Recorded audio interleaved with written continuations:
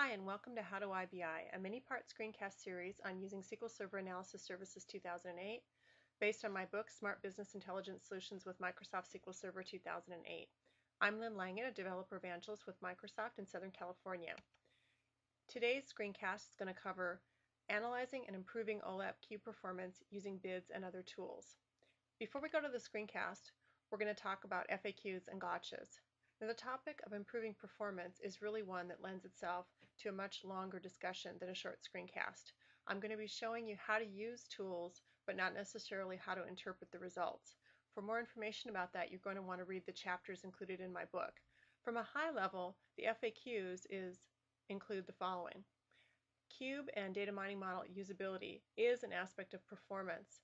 And what I mean by that is some of the best practices that we've been talking about throughout this series, like including data that end users are expecting to see and know more, and using taxonomies that are familiar to end users, are really very important to usability.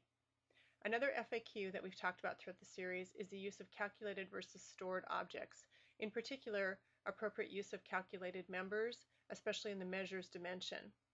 In the screencast on that particular topic, I talked about the fact that calculated members are simple to execute in that they do not increase cube processing times because they are calculated at query, nor do they increase cube storage space allocations. However, because they are calculated at query time rather than stored, they do return results more slowly than retrieval of stored members. In this screencast coming up, we will take a look at the use of Profiler in SQL Server 2008 to identify activity occurring on both OLAP cubes and data mining models for the purpose of further analysis.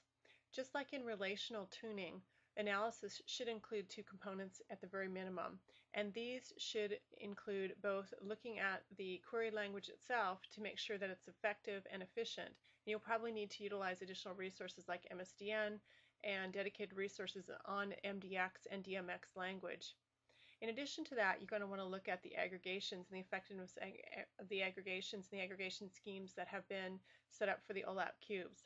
I did record a separate screencast on the technique of implementing aggregations, including the use of the tools, particularly the optimization tools that can be used with query capture.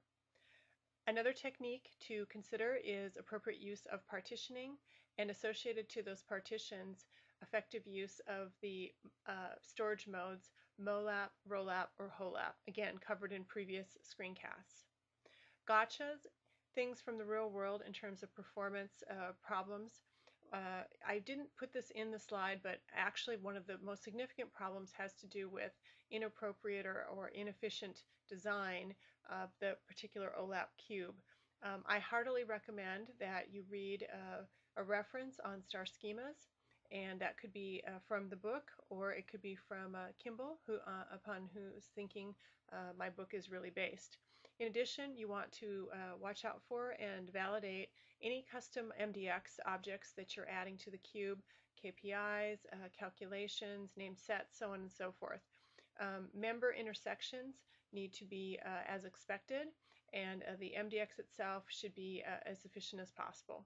I've mentioned in previous screencasts the challenge with overaggregation, which will just make cube processing times inordinately long, make the cubes be unavailable, and also increase the storage space allocations without improving query performance. The other consideration is real-time rollup has significant costs associated to it because of the notifications that are involved. Again, see some of the detail in my book for some of these points. So now we're going to go to the screencast where I'm going to show the use of Profiler to better understand query activity that's generated from various client interfaces. In this screencast, we'll be taking a look at the use of SQL Server Profiler as a diagnostic tool for you to use as part of your performance tuning around SSAS objects. And these can include, of course, both the cubes and data mining models. So what I've done is I've opened up bids and loaded the AdventureWorks sample, and then opened the AdventureWorks sample cube into the browser so we can simulate some activity. And I've opened up the mining structure for targeted mailing, and I've opened up the mining model viewer. Before we simulate the activity, however, we're going to need to open up Profiler and get the trace capture started. So I'm going to pause and then we'll open Profiler. What I've done is I've opened SQL Server Profiler, and now we're going to establish a connection to the analysis server so that we can see what activity is occurring. So I'm going to click on File and New Trace, and in the dialog box that opens, I'm going to select the server type Analysis Services and the server that's on the local machine and click Connect. And then I'm going to need to define the trace properties just as you would with relational tracing. So I'll just leave the default name, which is Untitled, and the trace provider name is the instance of Analysis Services. The provider type is the connection that you're making. And then, as with relational tracing, you can choose to use a predefined template, and there are included templates for Analysis Services. There are fewer of them: blank, replay, and standard.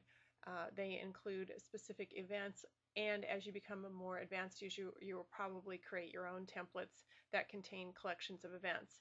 You can trace live, or you can trace to a file, or trace to a table, and you can enable a trace stop time. These are all options in the Trace Properties dialog box.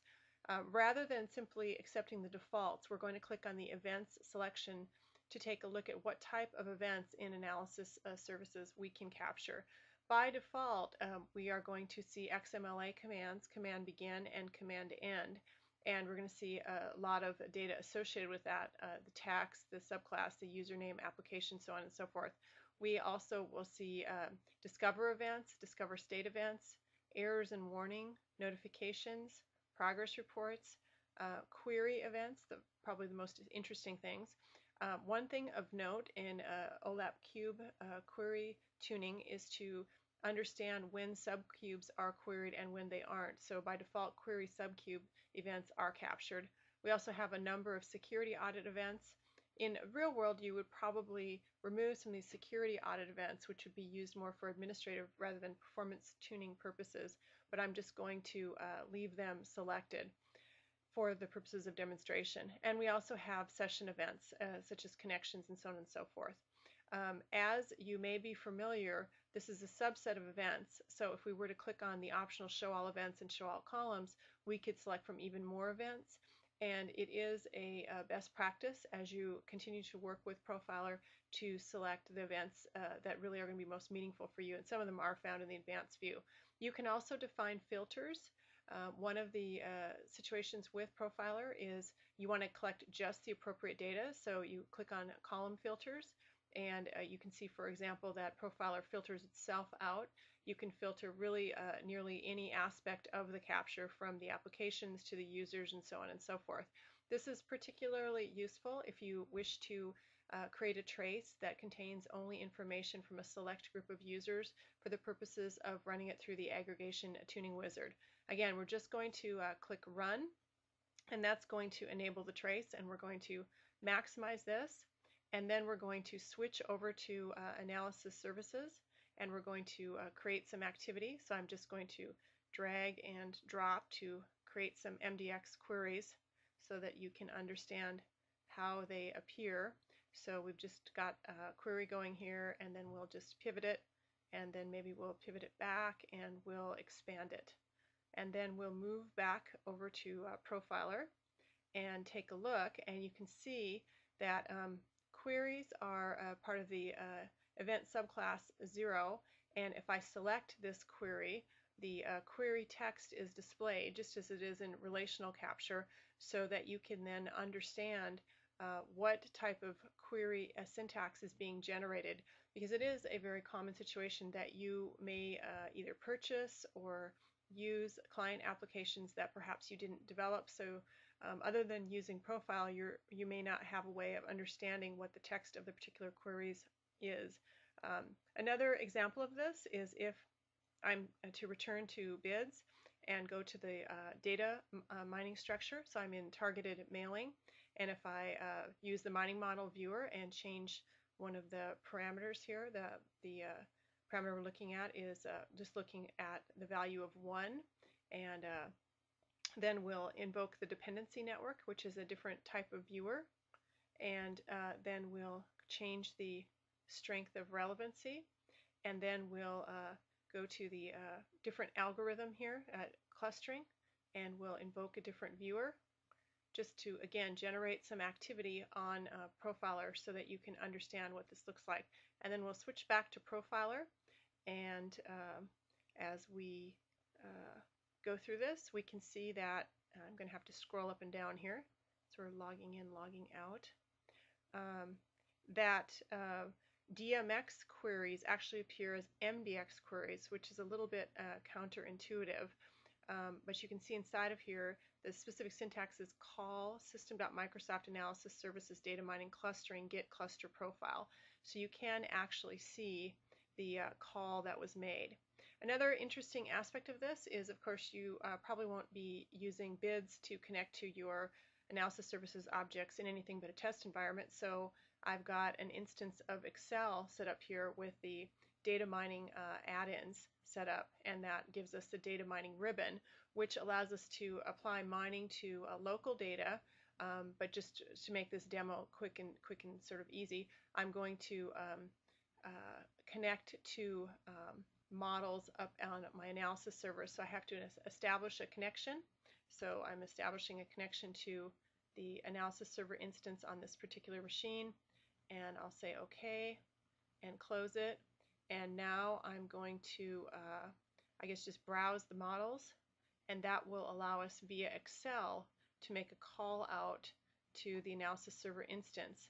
And you can see there's the customer cluster model that we had been browsing through bids, and now we browsed it through Excel. So if we return to Profiler and we take a look, scroll down here, and at some point we should see that this was actually called from Excel. May have to go over to the right here.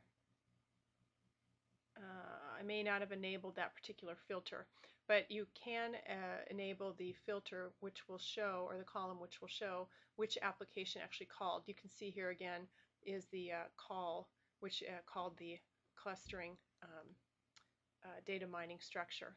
So one caution that I will give to you is, as I mentioned in the introduction to the screencast, multidimensional and data mining tuning is similar but not the same as relational tuning. So although you will spend some time looking at queries and using Profiler, there are different techniques for tuning, and those are covered extensively in my book, and I would encourage you to explore those techniques and use those techniques and understand that query capture is a part of, and query analysis is a part of tuning, but it is probably a less substantial part than you have been used to in relational.